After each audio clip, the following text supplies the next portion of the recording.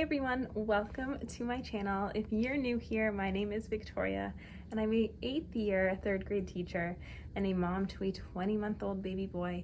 And today we are going to talk all things like what I wish I knew before starting my teacher journey, or like first year teacher tips, just all the things that I wish I knew / I wish that I had for tips before kind of diving into the world of teaching. Now first, let's just kind of address the elephant in the room. Yes, I am totally in a hotel right now.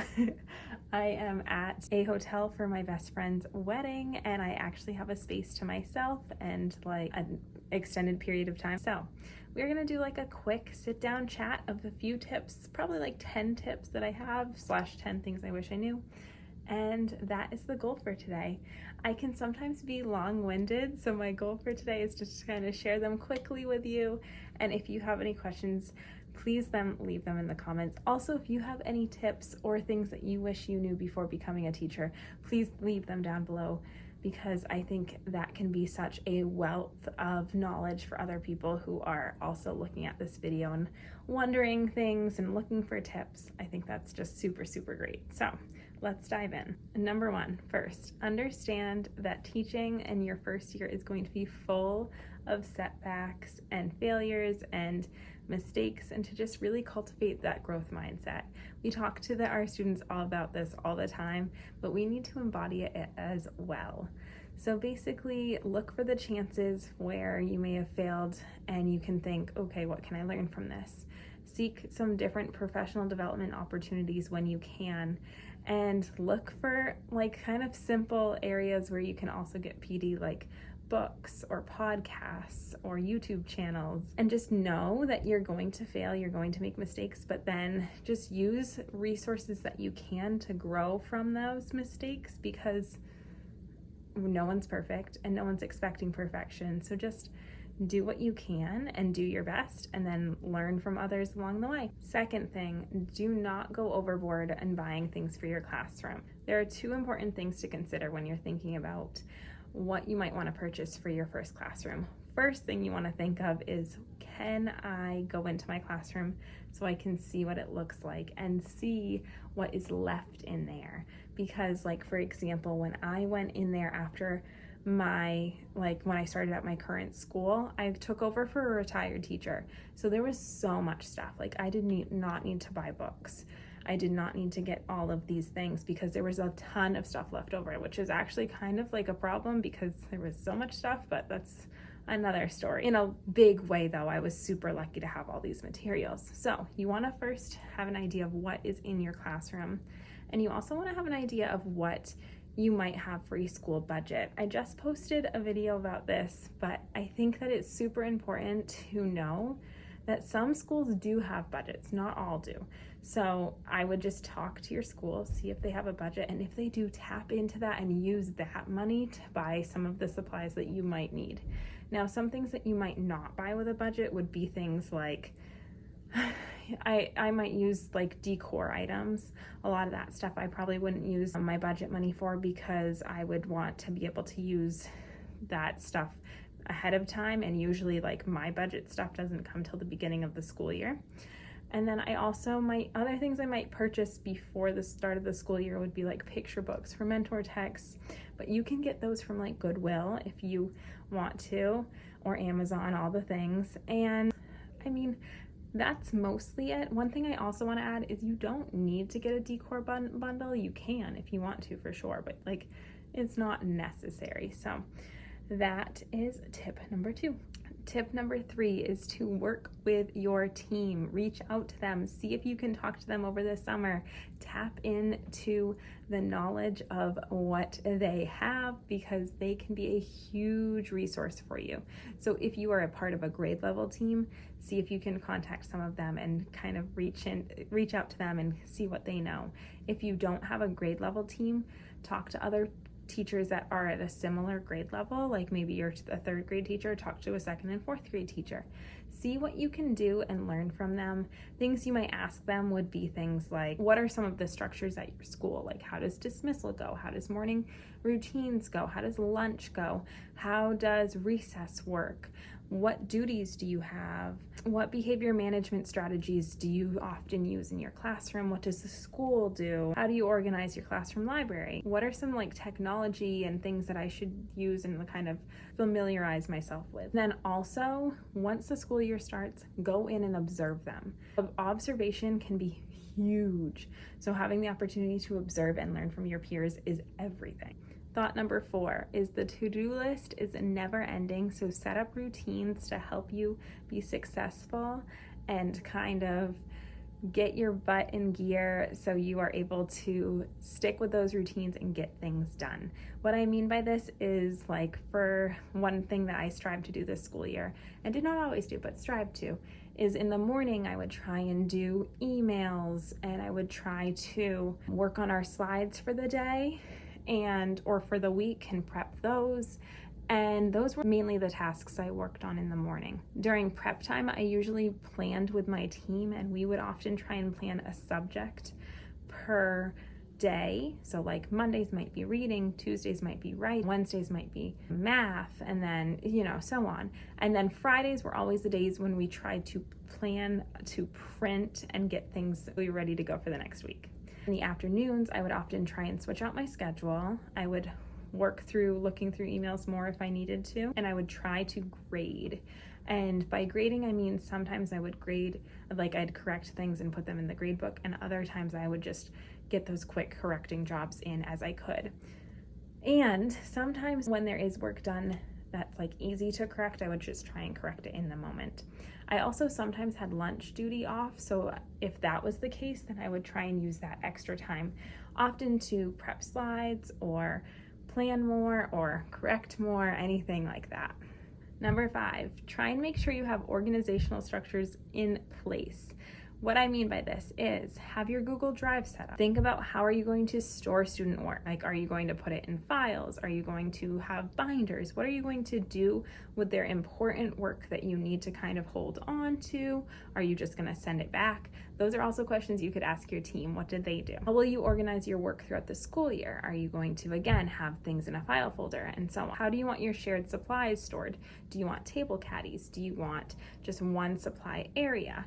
Do you not want shared supplies at all? How do you want your curriculum stored? Are you going to keep that in a file cabinet? Are you going to keep it by your desk? Are you going to keep it in drawers? You're getting what I'm saying. Classroom library, how are you going to have your books stored? Are you going to have them in genre? Are you going to have them just set up with their spines facing out by author? Math tools, how are you going to have your base 10 blocks and your geoboards and all of that stuff set up and put out? Where are you going to record data? Are you going to have a data spreadsheet? Are you going to have a data sheet that you just write things on? And then how are you going to communicate with parents? Are you going to send weekly emails? Are you going to send monthly emails? Are you going to send a newsletter? Are you going to communicate with pictures? Are you going to communicate with positive notes home? Think through those things. And the big thing with communication with parents is just don't stress about it, but try and communicate when you can. Number 6, parents are there for you. They are on the same team as you are. They want to support your kids. This is something I've learned so much since becoming a parent. So just understand that from the goodness of their heart, these parents want to support their child and do the best for their child. And sometimes that might look different than what you might have done or what you might have envisioned. But just don't stress too much about it. Look for the good and just reach out to parents when however much you can. So I could not do like weekly newsletters or weekly emails. That was just way too much for me. So I would try and do monthly kind of updates, but honestly did not always do monthly updates.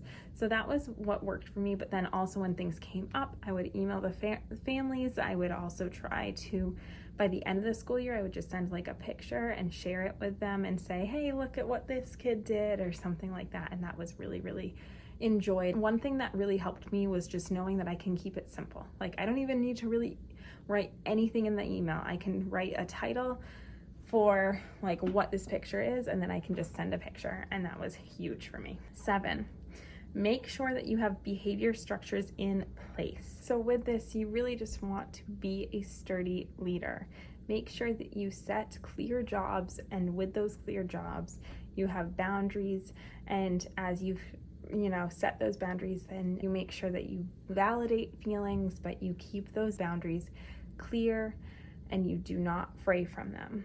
You want to make sure you have procedures kind of in mind ahead of time, thinking about how are the kids going to use the bathroom? What is their morning routine going to look like? What's their attendance going to look like? What's like some of the classroom transitions that they're going to look like? Classroom materials, brain breaks, noise levels, classroom library, work assignments, classroom rules, classroom expectations, classroom cleanup, emergency procedures, lunch and snack procedures, dismissal routine. All of those things are good things to kind of think ahead on and think, how could I do this in my classroom? And talk to your team about, because they might have ideas on what they do and they might kind of advise you on what would work well for the kids that you are going to work with and the age group that you are going to work with. Behavior management, you want to have an idea of what are you going to do? Are you going to do a whole group system? Are you going to do an individual system? Are you going to reward students for certain things? What type of rewards are you thinking? Things like that you want to think ahead of and just think what is best and what will work for my students. And then also have logical consequences in mind, because things are going to happen. Things are going to come up, and there's going to be common things that do come up, not wanting to turn their work in, refusing to do something, so on. If a student doesn't want to do their work, well, a logical consequence might be that they need to then do that work later on, maybe during a morning station time or something like that, because they didn't do the work kind of at the time that they were supposed to do it. I wouldn't ever take recess, but it is good to just kind of show the accountability of, okay, if you're refusing to do this work, it's not going to just go away. You still will need to do it. It's just going to be done at a different time. Tip number 8, don't take behavior personally, and remember that all kids are good kids. Some kids are just having a hard time, but they are all good on the inside. You always want to just try to remember to separate their identity from their behavior, and remember that their behavior is not who this kid is, and try to have the most generous interpretation of every situation that you encounter with these kids. And this is hard, so it's okay if you practice the most generous interpretation after something has happened. The more and more that you practice this, the more and more that you'll be able to access this when the situation is happening. So basically, if you had a student who was refusing to do work, you can have your most generous interpretation of, well, why do I think that this student might be refusing to do this work? And it's not because they're trying to make me mad. That's the worst possible situation, right? It's really probably because this work is hard and they are having a hard time understanding and learning and demonstrating how to be persistent in this circumstance. And when you think of it in the most generous way, it often gives you some extra patience and thoughts that give you strength to then hold on and solve the situation. And the biggest thing with this is remember that student behavior does not reflect your teaching ability, not in the least bit. So you are a good teacher, even when some students are having some tricky behaviors. Tip number 9 is that every teacher has systems and strategies that works for them, and just understand that everyone is different, and take the things that work for you and be flexible, and understand that when things work for you and don't work for others, that's okay. And you do not need to stick to something just because it works for someone else. For example, I don't like doing classroom jobs, the actual pencil sharpener or line leader, all of that. That's just not for me. And that's something that I saw all around the internet, and I was like, oh my gosh, I have to do classroom jobs. But it just became a huge burden for me to manage and try to keep up with, and changing out the jobs. And then some people do job applications and make it this big thing, which is great because they enjoy that and it works for them, but it doesn't work for me, and it makes me stressed, and it's my classroom, so I don't need to do it. I don't need to take on that stress because other people do it. So just give yourself the flexibility and the understanding that some people are going to do things different than you, and that is okay. Give them that space to do their thing, and give yourself the space to do your thing. last one, tip number 10, is find a hobby for yourself outside of teaching. This is something I wish I did before the first year so badly. I wish I found myself behind my role of teaching before becoming a mom, because since then I've kind of learned that I've always taken on my roles as my hobbies. Like, I was a teacher, and being a teacher was my hobby. I became a mom, and being a mom became a hobby. And then I was like, you know what, we're gonna change this. And I started a YouTube channel. And here we are. I'm having a blast. And this has been such a great outlet for me. So think of something that you can do for yourself that's not being a teacher, not being a mom, not being a part of your roles, and just being something that you enjoy, whether it be reading, writing, filming, doing art, doing photography, gardening, cooking, baking, anything of that sort. All right, everyone, that's it. So those are my 10 tips for you all. 10 things that I wish I knew before becoming a teacher, 10 things that I wish I knew as a first-year teacher.